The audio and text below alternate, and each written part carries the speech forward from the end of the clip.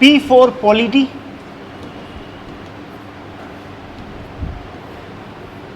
यानी राज व्यवस्था। देखना, संयोग देखना, पॉलिटी को हिंदी में क्या बोलते हैं? राज व्यवस्था। और राज व्यवस्था यानी एक तरह से कहें तो सरकार।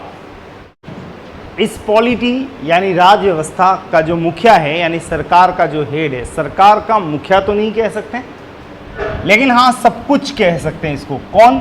P for polity, P for president, राज व्यवस्था से राष्ट्रपति। देखो मैच हो गए। राज व्यवस्था कहो तो राष्ट्रपति, पॉलिटी कहो तो प्रेसिडेंट। इवन जब हम सरकार की बात करते हैं, एक वर्ड सरकार जो मैंने आपको पहले भी इंट्रोड्यूस किया हुआ है, तो सरकार के 3 अंग LEJ यानी व्यवस्थापिका, कार्यपालिका और न्यायपालिका, लेजिस्लेचर, एग्जीक्यूटिव, जुडिशरी। व्यवस्थापिका के 3 टुकड़े किए थे जब हम सिलेबस को डिस्कस कर रहे थे। राष्ट्रपति, लोकसभा, या पहले राज्यसभा लिख लें फिर लोकसभा, कुल मिला के संसद के 3 टुकड़े हैं। और इसमें आप राष्ट्रपति को देख सकते हैं। कार्यपालिका पर चलते हैं, एग्जीक्यूटिव पर। इस कार्यपालिका का फॉर्मल हेड, औपचारिक मुखिया राष्ट्रपति होता है। प्रधानमंत्री और पूरी मंत्रियों की टीम, काउंसिल ऑफ मिनिस्टर्स, ये भी कार्यपालिका के एग्जीक्यूटिव के अंतर्गत रखे जाते हैं। यहां पे देखें तो भी कौन है? राष्ट्रपति है। आगे चलते हैं, न्यायपालिका।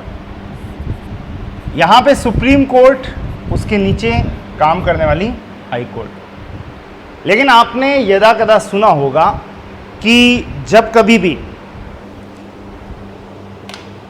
सुप्रीम कोर्ट का कोई निर्णय आता है, जैसे फलाना व्यक्ति को फांसी की सजा मिल गई, मृत्युदंड की सजा मिल गई, तो उस सजा को पलटने का अधिकार, उसको माफ करने का अधिकार किसके पास होता है?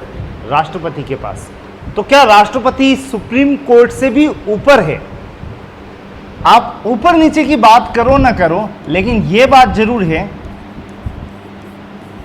कि इसकी सजा को भी माफ कर सकता है कौन?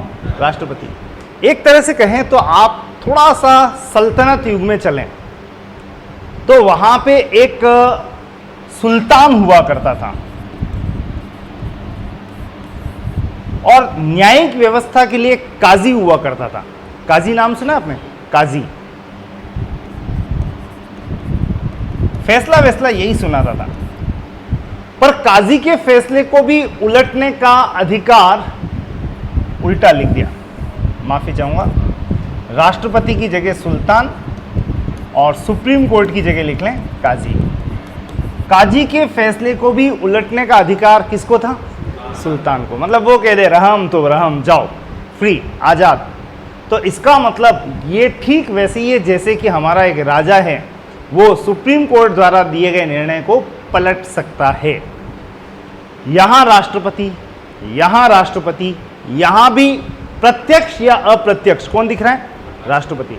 यहां प्रत्यक्ष है, डायरेक्ट है, यहां भी प्रत्यक्ष है, यहां पे आपको दिखेगा नहीं, लेकिन इसके भी ऊपर ऐसा लगता है जैसे राष्ट्रपति को रख दिया हो कुछ मामलों में।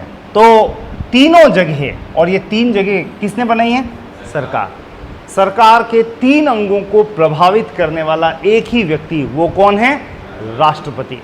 अगर मैं यहां से पूरा सिस्टम ऑन कर देता हूं पॉलिटी में, तो आप यूं समझें कि सरकार की पूरी व्यवस्था को एक ही बार में हम समझने में कामयाब हो जाएंगे, उसके इर्द गिर्द की काफी सारी चीजों को समझ पाएंगे। इसलिए मैंने यहां पे एक टॉपिक लिखा है, क्या? राष्ट्रपति। तो हम यहीं से शुरुआत कर रहे हैं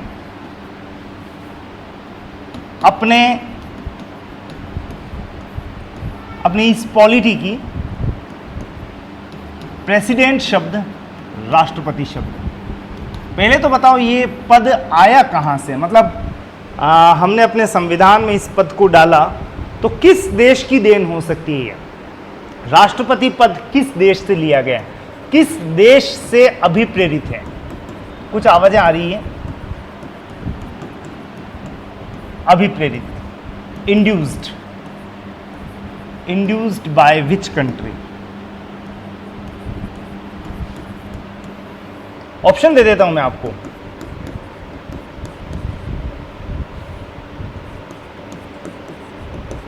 यूएसए, यूके, कनाडा, आयरलैंड। तो बताइए। USA, USA confirm? No? USA? Okay, बिल्कुल हम इस पद को यूएसए से देख सकते हैं। नेक्स्ट टू दैट, इस पद को किस देश के महाराजा से तुलना कर सकते हैं या किस देश के मुखिया से तुलना कर सकते हैं? मैंने जो बोला ध्यान रखना, अब मैं तुलना कर रहा हूं। हमारे देश का राष्ट्रपति बराबर, ये भारत बराबर किस देश का मुखिया, और उस मुखिया का नाम, नाम का मतलब उस पद नाम, पोस्ट। हाँ, राष्ट्रपति बराबर मुखिया किस देश का? अब बताओ। ब्रिटेन, बिल्कुल एग्जैक्टली। आप जैसे ही राष्ट्रपति की बात करते हैं भारत में, तो आप चले जाएं कहां पे? यूके में। और राष्ट्रपति के इक्विवेलेंट जो पदनाम यहां पर होगा वो होगा महारानी। महारानी, क्वीन, क्वीन का सिस्टम है वहां पे। हेड को क्या कहा जाता है? क्वीन। तो राष्ट्रपति बराबर महारानी। वैसे अभी हमारे यहाँ पे भी महारानी ही है, अभी की बात करें तो महारानी बराबर महारानी हो गया, बात ही खत्म हो गई। पर एनीवे हमारे यहाँ कोई भी हो सकता है राष्ट्रपति, मेल और फीमेल। वहां पे हेड कौन होगा? महारानी ही होगी। नेक्स्ट, हम तुलना कर रहे थे पद से, पद नाम से। अब एक तुलना और भी करते हैं। ये तो पद की तुलना हो गई, पोस्ट की। अब शक्तियों की बात करते हैं, शक्तियों की।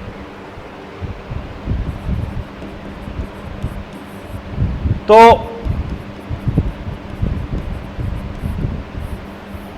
भारत के राष्ट्रपति की तुलना किस देश के शक्तियों के अंतर्गत, किस देश के मुखिया से की जा सकती है? और ये फिलहाल मैं यहां पे इसलिए फिल इन द ब्लैंक्स रखूंगा क्योंकि शक्तियों पे जब हम विचार करेंगे तो आप खुद इसका आंसर देने में सक्षम हो जाएंगे। तो हमने इस राष्ट्रपति को इंट्रोड्यूस किया है, यहां से तुलना कर रहे हैं। तुलना शक्तियों की भी होगी और पदनाम की भी। शक्तियों के बारे में चर्चा करेंगे जब राष्ट्रपति की, हमारे राष्ट्रपति की अथाह शक्तियों पर हम विचार कर लेंगे। तो यहां पे संविधान में ले चलता हूं, और संविधान में सबसे पहले अगर आप देखेंगे राष्ट्रपति के बारे में तो आपको चलना पड़ेगा एक आर्टिकल पे। अब यहां से शुरुआत हो जाती है किसकी? आर्टिकल्स की। 52, 53, 54, 55, 56 चलते ही जाओ, आपको राष्ट्रपति ही राष्ट्रपति दिखेगा चारों तरफ। तो इसकी स्टार्टिंग कहां से हो रही है? आर्टिकल 52 से। और 52 में इस पद का वर्णन किया गया है।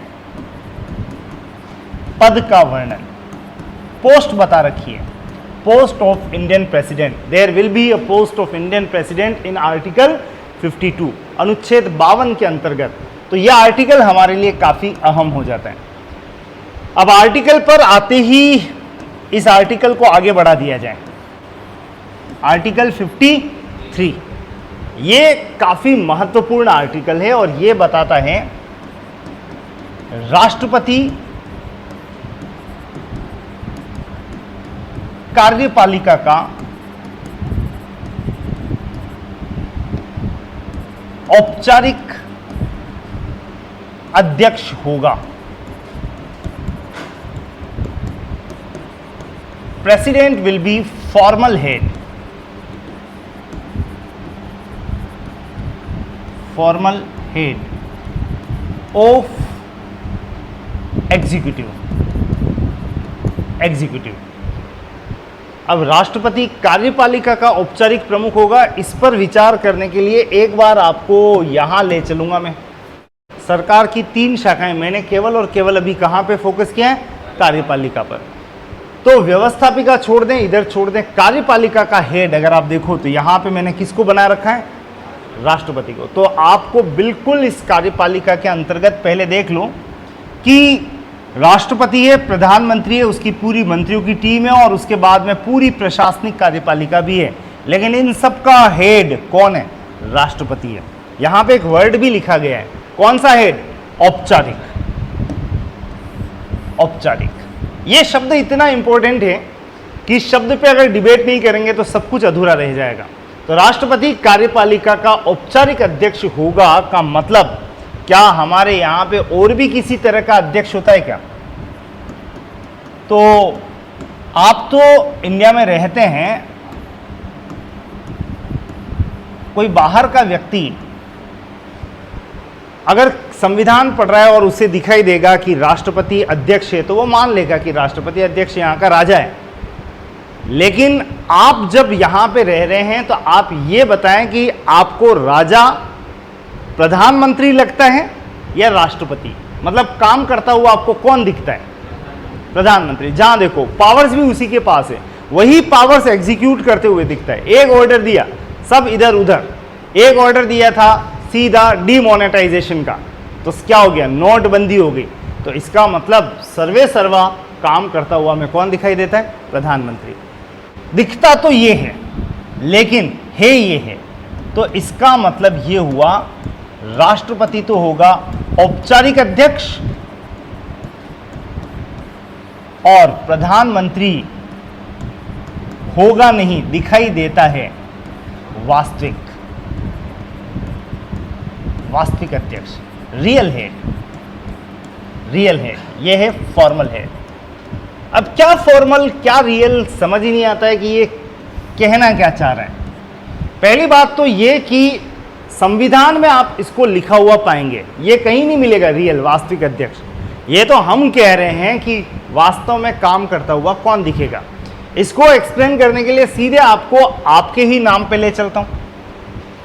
फॉर एग्जाम्पल रौनक, घर पे क्या कहते हैं आपको? रौनक ही कहते हैं। रौनक, रौनक ही है। यहां पे क्या नाम है आपका? यश। घर पे कह रहे हैं यशु। ऑलमोस्ट मिलते जुलते नाम है, पर यशु ज्यादा क्या चलता है मार्केट में नहीं, घर पे क्या चलता है? यशु। ओके। कई जनों के नाम होते हैं चिंटू। बाहर तो है, बाहर मतलब जब वो मार्केट में जाता है तो उसको कहा जा रहा है परीक्षित। अब कोई कल्पना भी नहीं कर सकता है घर पे वो चिंटू होगा। घर पे वो क्या है? चिंटू, पिंटू। तो 2 नाम चल रहे हैं उसके, एक परीक्षित और एक चिंटू। जब घर गया उसके आसपास इर्द गिर्द रहा, जहां पे वो लगभग 12-13 घंटे रोज बिताता है और ज्यादा 15 घंटे घर पे ही रहता है, सब तरफ आवाज आ रही है चिंटू। मैंने पास पड़ोसी के घर पे जाके पूछा, भाई साहब वो परीक्षित कहां मिलेगा? कौन परीक्षित? यहां कोई परीक्षित वरीक्षित नहीं रहता है। तो बड़ा अजीब लगा यार, परीक्षित नाम से कोई नहीं जानता है। फिर पूछा चिंटू का है? अरे वो रहा चिंटू, अपना चिंटू। सब लोग उसको किस नाम से जानते हैं? चिंटू के नाम से। अब वो क्लास में जब आया और उसको पूछा आपका इंट्रोडक्शन दीजिए, तो वो क्या बोला? मेरा नाम परीक्षित है। वो ये नहीं बोला मेरा नाम चिंटू है, वो क्या बोला? मेरा नाम परीक्षित है। मतलब नाम 2 तरीके के, एक तो हो गया फॉर्मल, औपचारिक। घर वालों ने बचपन में उसका यह नामकरण कर दिया कि जब स्कूल जाएगा या फॉर्मल औपचारिक रूप से कहीं लिखाना होगा तो क्या लिखाएगा? परीक्षित। लेकिन घर पे उसको किस नाम से पुकारेंगे? चिंटू। अब देखो वास्तविक में ऐसा लगता है जैसे वास्तव में ये है, वास्तव में वो नहीं है। वो तो इसका कौन सा नाम है? औपचारिक नाम है। और ये इसका कौन सा नाम है जो ज्यादा से ज्यादा यूज में लिया जाता है? आप अगर संविधान पढ़ेंगे मतलब रीड कर रहे हैं, तो आपको लिखा मिलेगा हमारे देश का मुखिया कौन होगा? भारत का मुखिया कौन होगा? राष्ट्रपति। लेकिन काम करता हुआ कौन दिखाई दे रहा है? ये दिखाई दे रहा है। तो फॉर्मल और रियल, इसमें आपको एक भेद करना है। फॉर्मल जो लिखित में है, नियमों में है, संविधान में है, संवैधानिक मुखिया। और ये जो हमें काम करता हुआ दिखाई देता है। जस्ट मियरली फॉर एक्सप्लेनेशन ये वर्ड लिखा है, दिखाई देता है। अब मैंने थोड़ी देर पहले कहा कि जैसे कोई भी बड़े से बड़ा निर्णय हो तो वो कौन लेता हुआ दिखता है आपको? प्रधानमंत्री। लेकिन आपको पता है प्रधानमंत्री को साइन करवाने पड़ते हैं, किससे? राष्ट्रपति से। अभी एक आर्टिकल 370 पहले भी जिक्र किया, आज वापस जिक्र कर रहा हूं। ये जब आर्टिकल 370 को फाइनलाइज करना था कि इसको समाप्त किया जाए, डिमिनिश किया जाए, तो पीएम हम कहते हैं कि इसने कर दिया। नहीं साहब, फाइनल साइन तो किसने किए हैं? राष्ट्रपति ने किए। तो 370 को भले ही जो कुछ भी मुद्दा रहा हो, सब कुछ निर्णय इसने लिया, लेकिन फाइनल अथॉरिटी तो कौन रही है? यही रही है। Formal, again formal, sign last होते हैं। तो आप निर्णय जब ले चुके होते हैं तो उसको साइन करने के लिए ये है, इसलिए इसको साइनिंग अथॉरिटी भी कहा जाता है। कई बार हम इसको नाम मात्र का अध्यक्ष कह देते हैं, नॉमिनल हेड, नॉमिनल। अब नॉमिनल क्यों? नाम मात्र का क्यों?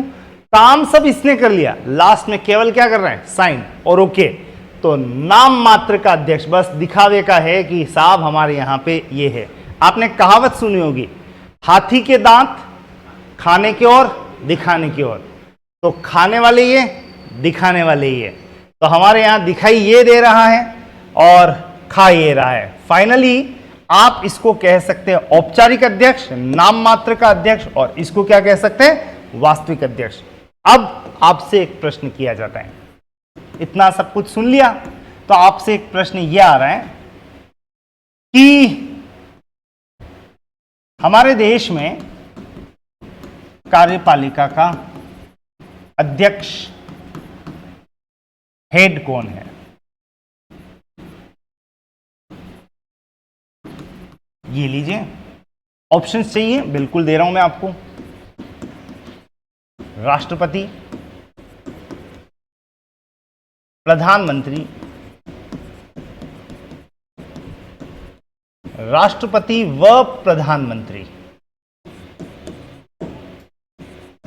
राष्ट्रपति, प्रधानमंत्री व मंत्री परिषद, काउंसिल ऑफ मिनिस्टर। हमारे देश की कार्यपालिका का अध्यक्ष कौन है? बहुत देर से आप सुन रहे थे, अब एग्जीक्यूट करने की बारी है। मतलब आपको कुछ कहना है, मैं आंसर चाहता हूं, क्योंकि एग्जाम में कोई डिस्कशन डिबेट काम नहीं आता है, एग्जाम में रिजल्ट काम आता है, मतलब टिक करना काम आता है। फटाफट बताइए, what will be the answer? कार्यपालिका का अध्यक्ष कौन है? कौन है answer? A B C D 1 2 3 4। राष्ट्रपति या प्रधानमंत्री? फाइनली आप देख लो, ये औपचारिक अध्यक्ष, ये वास्तविक अध्यक्ष। दो तरह के अध्यक्ष हैं, मतलब दोनों तरह से हैं। तो आप अपना आंसर डिफाइन करो जल्दी, क्विक। सी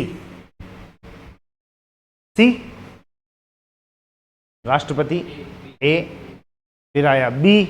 मतलब कुल मिला के मेरा इतना सुनाना काम नहीं किया। चलो वापस से आएंगे। तो आपका नाम क्या है वापस से? यश। इसने यशु नहीं बोला, क्या बोला? यश बोला। औपचारिक बोला कि वास्तविक बोला? वास्तविक नहीं बोला, औपचारिक बोला, लिखा हुआ बोला, किताबों में, रिजल्ट में, जो भी है, 10th में, सर्टिफिकेट में। इसने अपना नाम क्या बताया? यश बताया। इसने यशु नहीं बताया, उसने अपना नाम परीक्षित बताया था, चिंटू नहीं बताया था। तो जब बात आ रही है यहां पे बताने की किताबों में, तो आपको जैसे ये पूछा जाता है अध्यक्ष कौन है, आपका नाम क्या है, तो आप ये नहीं बोलते हो चिंटू पिंटू, आप बोलते हो उसका कौन सा वाला? औपचारिक, औपचारिक, फॉर्मल। तो जब ये क्वेश्चन यहां पे दिया गया या किसी से भी किया जाएगा, तो वहां पे एक बात अपने आप छुपी हुई चल रही है। कौन सा अध्यक्ष? औपचारिक अध्यक्ष। और औपचारिक अध्यक्ष तो कौन होता है? राष्ट्रपति होता है। तो आपका फाइनल आंसर यहां पे किस पे टिक होगा? राष्ट्रपति पे। आपको आके कोई बताएगा नहीं, ध्यान रखना। आप इसको टिक नहीं कर सकते, ये गलत हो जाएगा। क्योंकि हमारे यहां पे संविधान में इस क्वेश्चन के लिए इतनी देर से बात कर रहा था मैं, हमारे यहां पे जो हेड है यानी औपचारिक अध्यक्ष है वो कौन है? राष्ट्रपति है। तो आप यहां पे फाइनल वर्ड जो बोलेंगे वो है कि प्रधानमंत्री, वो तो वास्तव में काम करता हुआ दिखता है भाई, कहीं लिखा हुआ नहीं है, यही लिखा हुआ है, ये लिखित है, संवैधानिक है। जब इतना बोल गया तो फिर फॉर्मल हेड के तौर पे किसको माना जाएगा? राष्ट्रपति को। हम बात कर रहे थे आर्टिकल क्या? 53 क्या लिखा हुआ है? हमारे देश की कार्यपालिका का औपचारिक अध्यक्ष कौन है? राष्ट्रपति है। हालांकि आप यहां पे कुछ वर्ड्स लिख सकते हैं, दो, हालांकि वास्तविक अध्यक्ष कौन है? प्रधानमंत्री है। इस बात पे फोकस करना, ये लिखा हुआ नहीं है, ये लिखित में नहीं है, ये तो आप काम करते हुए देख लें, इसलिए मैंने यहां पे लिख दिया है। अब इस लाइन को जब क्वेश्चन के तहत देखते हैं तो क्वेश्चन की लाइनें कुछ और होती है। इससे यह पता पड़ रहा है एग्जीक्यूटिव कार्यपालिका की समस्त शक्तियां, ऑल द पावर्स, राष्ट्रपति में निहित होंगी, will be vested in president. अब मैंने आपको यह पढ़ाया और एग्जाम में अगर यह लिखा हुआ आ जाए, क्योंकि संविधान तो पूरी तरह से लीगल लैंग्वेज है, तो आपको यह लैंग्वेज भी ध्यान रखनी है। क्या लैंग्वेज? क्योंकि लिखा हुआ यह मिलेगा आपको, कार्यपालिका की समस्त शक्तियां किस में निहित होंगी? राष्ट्रपति में निहित होगी। तभी तो वो राष्ट्रपति कार्यपालिका का क्या है? औपचारिक अध्यक्ष है। इस क्वेश्चन को कथन और कारण में बनाकर पेश किया जाता है। एक कथन दे दिया जाता है, एक कारण दे दिया जाता है, उन दोनों को अटैच किया जाता है और घुमा दिया जाता है। फिलहाल उन पैटर्न्स पे हम बाद में फोकस करेंगे, लेकिन एक बात क्लियर दिखाई दे रही है कि ये जो औपचारिक अध्यक्ष है, इसके पीछे कारण क्या है? कार्यपालिका की समस्त शक्तियां किसमें निहित है? राष्ट्रपति में निहित है। तो फाइनली आर्टिकल 52 पद और 53 पे आ जाते हैं। राष्ट्रपति को बताया गया, घोषित किया गया है औपचारिक अध्यक्ष। नेक्स्ट, आर्टिकल काफी इंटरेस्टिंग होते हैं।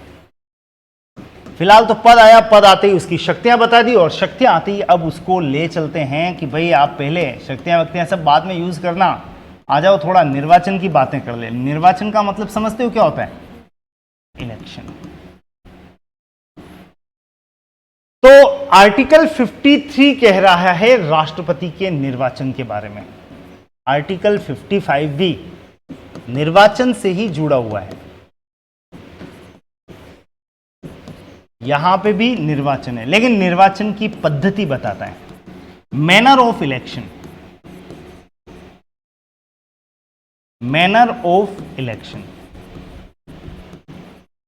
इन पॉइंट्स पे डिटेल तो हम बाद में पढ़ेंगे, लेकिन यहां पे एक बार